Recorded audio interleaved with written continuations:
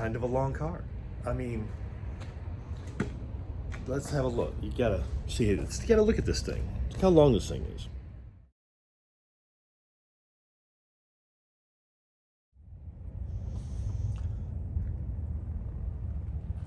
We are checking out the next project, and you know, it's just got some acreage. Just takes a minute to go along here. You think you'd be done somewhere past the back door, but it takes a minute. Wow.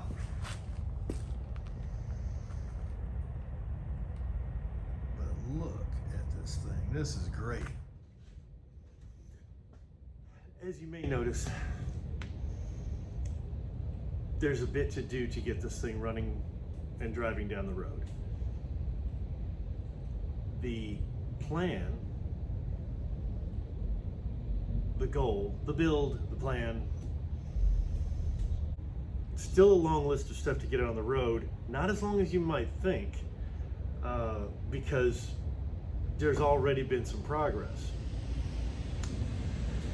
The fuel system has been upgraded. I'll show you that. Got a good battery. The wiring is sound on this thing. The rear end and U-joints seem to be okay. The brakes, I rebuilt those, and they're the stock drum brakes, but they stop better than some of the other cars I've had disc brakes on. So still some stuff to do, but let me give you a tour of this thing and show you what has been done. Okay, we're going to start under the hood. New master cylinder. As I said, the brakes were rebuilt completely and they work great. So that's one big check mark off the list. New fuel lines. That's what these are. And they are aluminum fuel lines. And you know, this is the way to go if you're building a hot rod. They don't swell, they don't rot. You can run these things rigid front to back. Just take your time. It comes in one big roll that's not expensive, and you don't have any joints along the way that are potential leaks, and it's fairly malleable, and you just tuck it in, zip it to the car, and then you go flexible lines from here to your regulator or your carburetor or your fuel injection. They can withstand a lot of pressure. It's a good system, and all you have to do is flare the ends and put these little inexpensive fittings on, so you don't have a lot of rubber hose fittings to deal with, and because that rubber fuel line is quite expensive, and it has a shorter lifespan in my experience. So all the stock stuff is here, and that's the idea, is to maintain the stock gauges, the stock steering, the stock brakes, stock steering column, and but update the drivetrain to something fuel injected and reliable and comfortable and smooth, so we can have air conditioning and cruise control, you know, like one of these ought to. The worst rust on the vehicle is here. These things tend to rot out. I guess they collect sediment from the front wheel, and this one's eventually going to be there. So I imagine these things are available. Somebody probably makes them. If not, that could probably be all cut out and reformed, but that'd be expensive and time consuming. So I think they'll be pretty far down the list. Interestingly, this is a fairly low mileage car, and one of the clues that makes me think it's a fairly low mileage car is the T3. And that's the bulb that comes on these cars from the factory.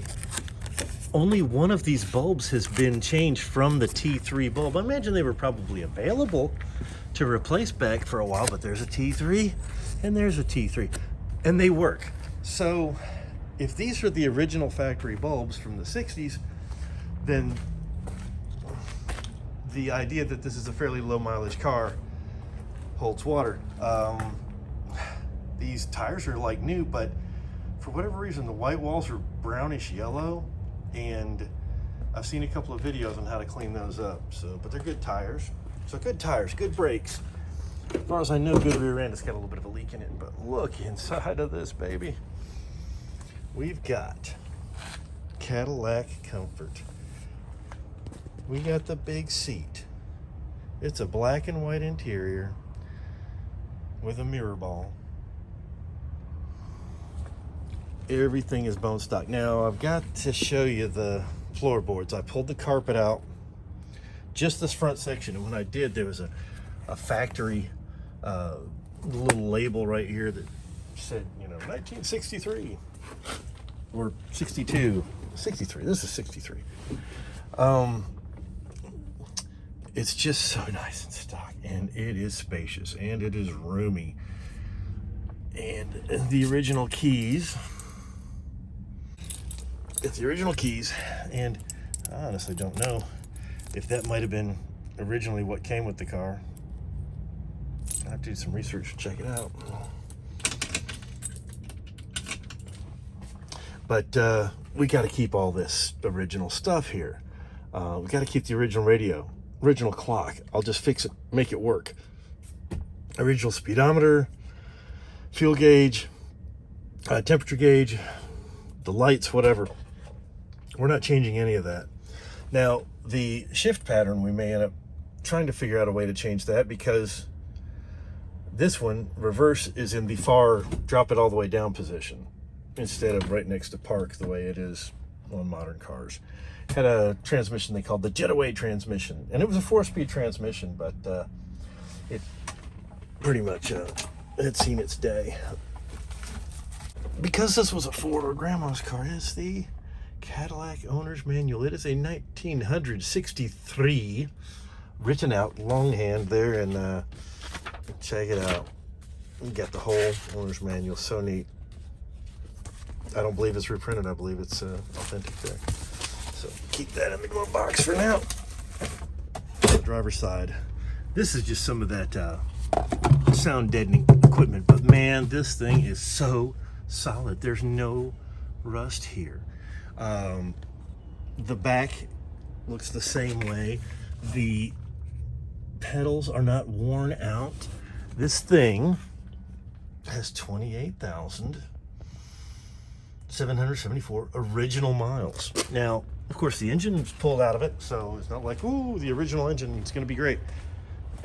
But the chassis and the interior wear, now it's been resprayed. Don't get crazy, it's been repainted. But it wasn't a bad job, and it was repainted the original color, this sort of silver blue. Now, there must be a leak over here because this floorboard took some rust.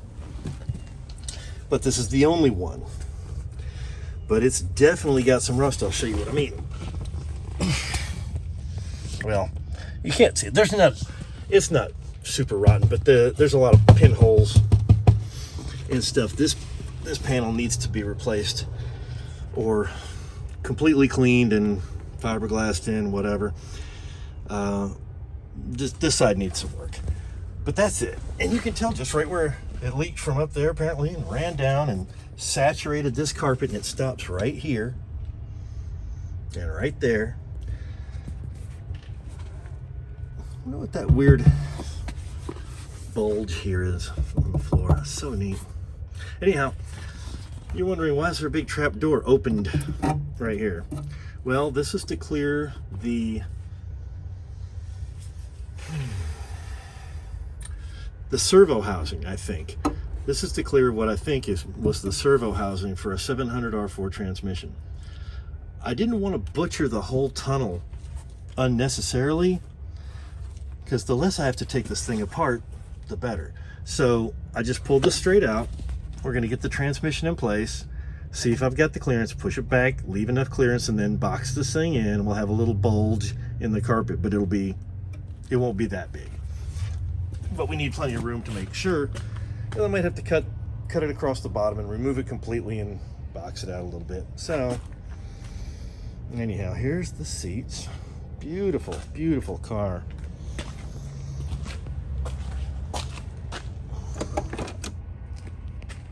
this thing, I don't know what you call it, whatever that is, I like that. And if you'll notice, there's no post, which means when you've got all the windows down, it's a hard top, a true hard top. There's no post right here. It stops right there. On this giant car, it stops there, so you can throw a frisbee through this thing when all the windows are down. It's just wide open. It's kind of neat.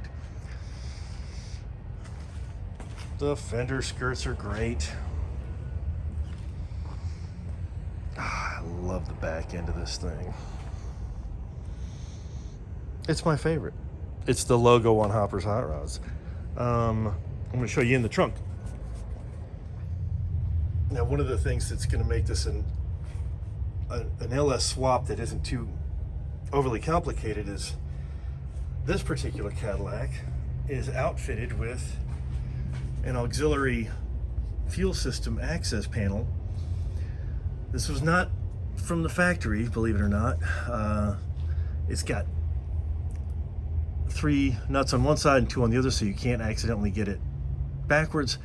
And it's got these ridges for reinforcement, and it looks for all the world like a brownie pan that I got at Walmart late at night because I didn't feel like trying to fabricate a panel to fix the giant hole that I cut in the floor of the trunk.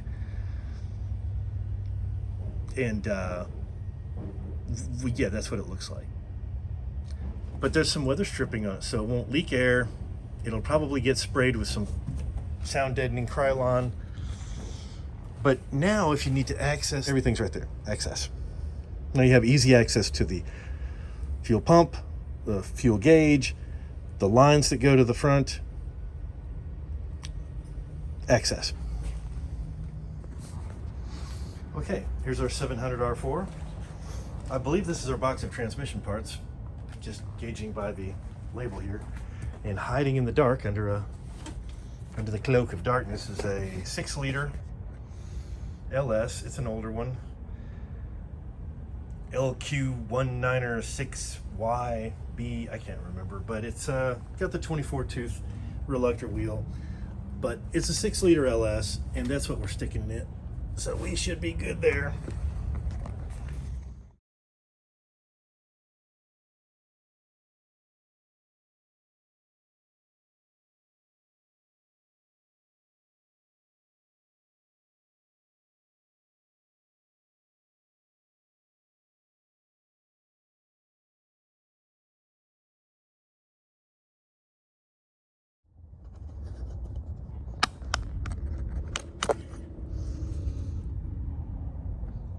There we are. Now we have a gigantic, oh, I love how big this thing is. I mean, it is just beautiful. Now what we've got here is a very usable winch. It's not perfectly centered, but it's not that far off either.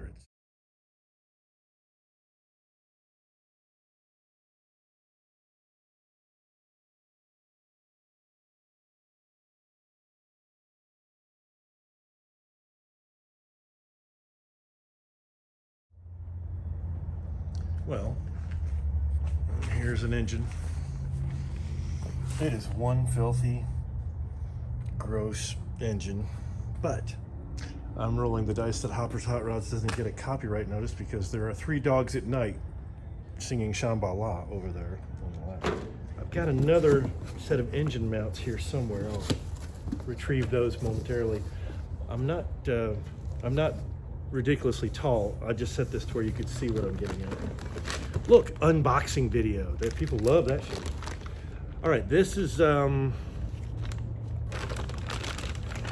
these are exhaust manifolds, and they are made by, I don't remember, but they come with the collectors with the O2 bungs in them, and CCP maybe. Anyway, they're a couple $100. They're pretty inexpensive. They're great for turbos, but they're made in China, but that's okay.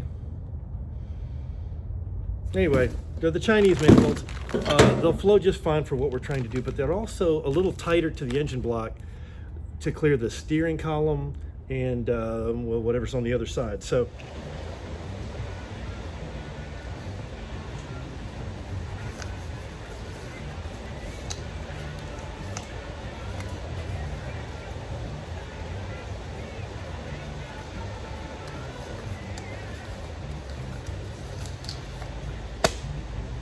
ready for surgery? Okay, we've got some choices to make here. Fortunately, we got a lot of parts that have been compiled. These are parts. This is compiling. We'll put them in a little compile over here. We got two different oil pans to choose from. So we're going to have to figure out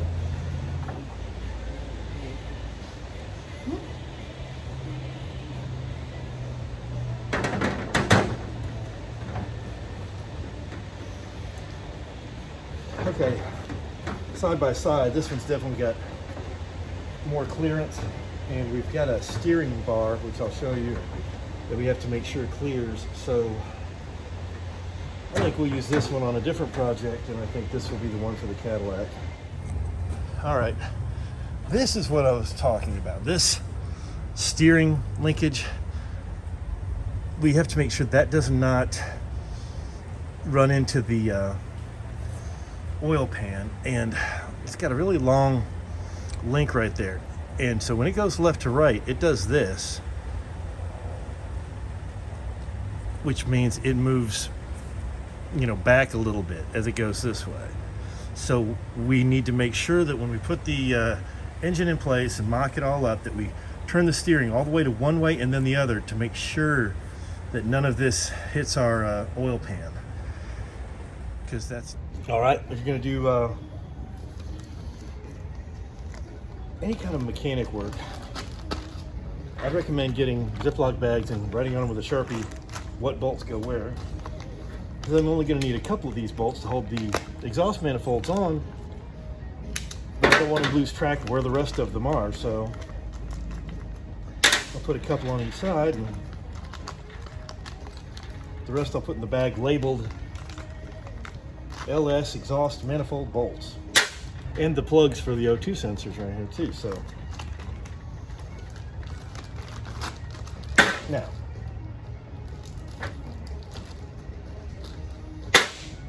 next thing to decide is if I'm going to use these ICT billet engine mount adapter plates, and that's what I used on the van, and they work pretty good. You bolt them here, and then you can use a regular GM clamshell style engine mount. But I've also got, as an option, and I kind of like this idea better, this very generic sort of fabricator style deal. And what you do is you bolt it to the engine, and then you've got these individual tabs that you also bolt, and then you cut these to fit however they need to fit. You know, let's just say it was up here. Trim them, cut them, and weld them, and you've just got a big urethane bushing that A, will probably never wear out, and B, if it ever did, you can just get a new urethane bushing. And I'm a big believer in using something that you can just get the stock, a standardized piece for it. That said, the GM one would be, you could just go and get a motor mount for a 1985 Chevy Caprice, and it would be there. So, but I kind of like the idea of just using this. It's steel, it's heavy duty, much like the Cadillac itself, and it has these ready to be just trimmed to fit. So we'll put it in place with these in and see what kind of clearance we have and go from there. It took me a couple minutes, but look at motor mount bolts. So now I can bolt the, well, yeah, I guess I can bolt the motor mounts on. All right, got that. I got a few in, we'll just put it together. All right. Well, I think you got something on. As always, when you're working on old crap, grab some penetrating oil. I use Penetro 90 from Schaefer's. Excellent junk. I mentioned it before. Because it's got in it. Excellent stuff. But where the motor mount bolts in, give it a shot. This is all aluminum, and you can't tell, but there's a broken exhaust stud right there. I'm going to have to get out, but I'm going to bolt the exhaust manifolds on. So just give them a shot. It'll blow some. See, that's a broken manifold stud right there. Fortunately, I've got all this great S&M gear. This thing's pretty cool. You can raise the engine, you can adjust its attitude with this attitude adjuster. Whether it's got the transmission or engine accessories on there, you can adjust the whole thing. I'll show you in a minute how that works. But in the meanwhile, I'll be penetrating these bolt holes just so that, I mean, it'll blow some of the old crud out that's gotten in there, but the block is cast iron and prone to, you know, oxidation and rusty stuff going on in there, and it helps break all that up. I'm going to bolt the transmission to it, so I'll shoot some in here too. All right, also with these made in China motor mounts, I guess the powder coating is a little thick on them or something, because I couldn't line up the bolts, or they didn't cut them. It's not a high quality part. It's fine, but we might have to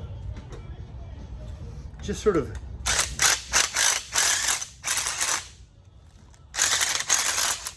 ream them out.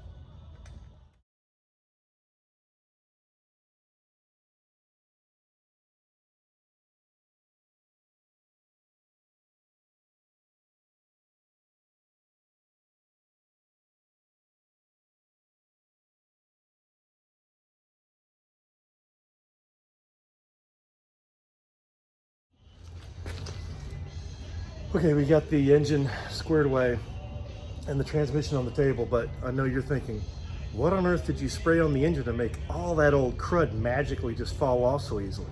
Glad you asked. This stuff's called Citrol. It's made by, believe it or not, Schaefer's. If you're in an industry that has tar or super gooey crap, I was cutting shingles with a saw blade, and you just ground it up and turned black with all the tar. It just falls off with this stuff. It's a citrus cleaner. There's other ones on the market, but I like this one. It smells good. Under the transmission, we got a 700R4. It's an overdrive transmission, and what we have to do to it is drain all the fluid out. We're going to remove the torque converter, check the filter, go through it really well. Rather, that's what we're supposed to do. But what we're going to do is remove this bolt, hold the torque converter on with a rubber band or something, bolt it to the engine and jam it in there and see if everything fits.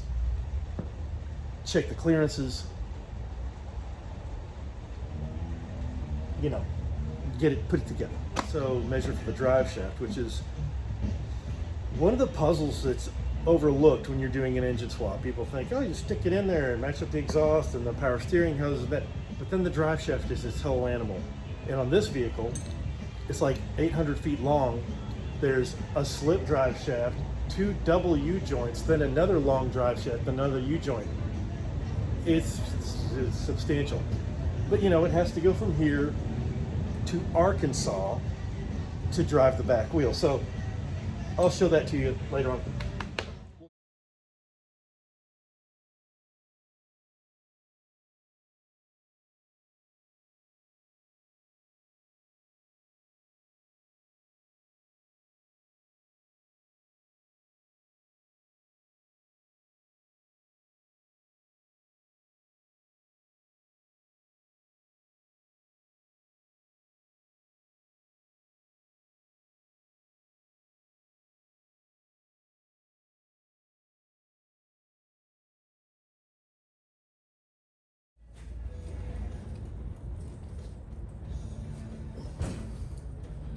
Well, it's in here. It's fairly straight. I think the transmission could come up a little bit, but I mean, it's in. And good news is we have clearance on the exhaust manifold on this side. Looks like good clearance on the steering. There we go. I'll show you.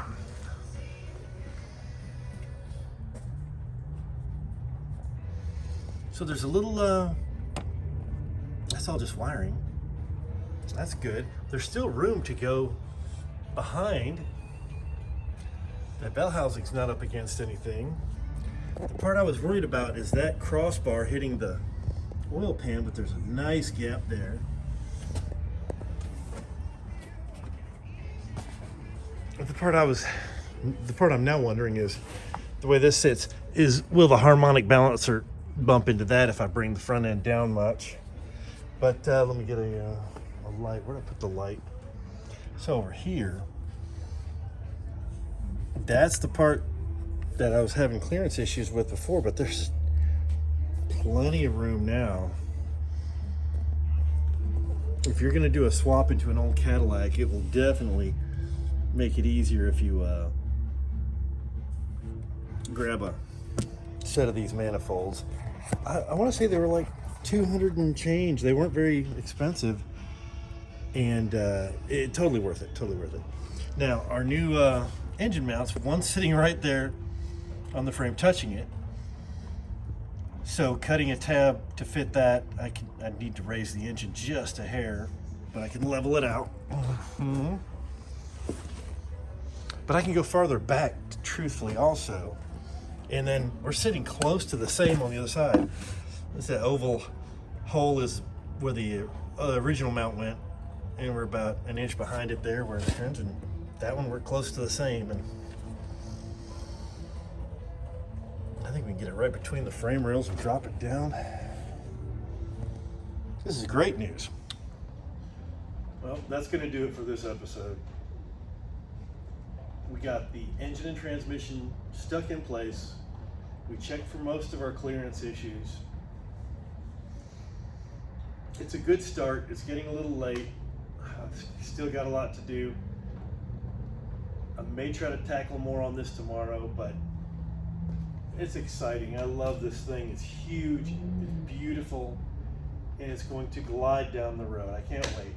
Thank you very much for watching. See you next time.